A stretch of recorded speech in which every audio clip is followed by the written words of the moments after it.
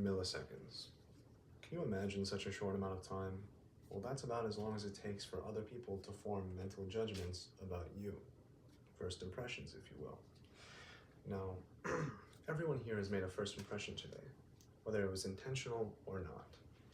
And over the past few weeks, I've delved deep into the psychology behind first impressions, and I've come back with some information that I'd like to share with all of you. Now, science tells us that first impressions are formed quickly and they have long-lasting impacts on all of our lives. Today I will explain how first impressions are formed, how they impact our social lives and professional lives, and also what we can do to take back a little bit of control. Now, first off, how are first impressions formed?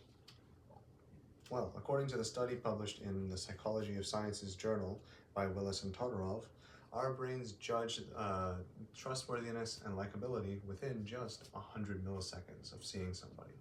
That means that you have to be pre-prepared. It's not something you can just react to. It's not something you can just change on the fly. It has to be something practiced, and it has to be something pre-prepared.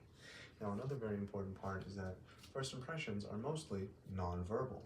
How you carry yourself, the look in your eyes, the general energy you give off.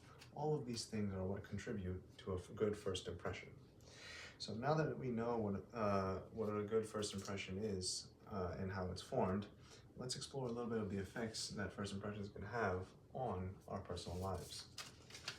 Now, according to research in the Journal of Experimental Psychology by Carney, our first impressions greatly impact the relationships we have with other people. In fact, about 40 to 50% of our future relationship with a person is impacted by just the first impression alone. This can seem very daunting. And a strong first impression can have many good side effects. It can perhaps land you a job, open up good romantic prospects, or just get you a new friend. All of these things are what fundamentally make our lives our own, and that's why it matters so much to have a good first impression, so you have as many doors open to you as possible. Now, clearly first impressions matter more than we might have initially expected.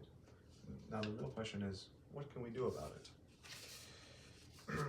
Well, first things first, confidence, good posture, strong eye contact, and perhaps some sort of verbal cue that shows that you're comfortable with who you are and the environment that you're in.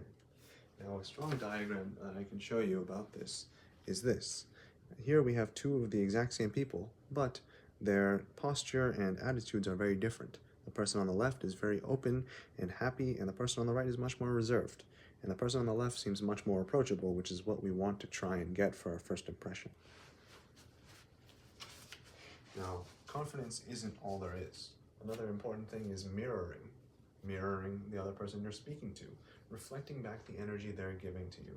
This is very, very, very likely to have them open up and make them much more reciprocated to your conversation.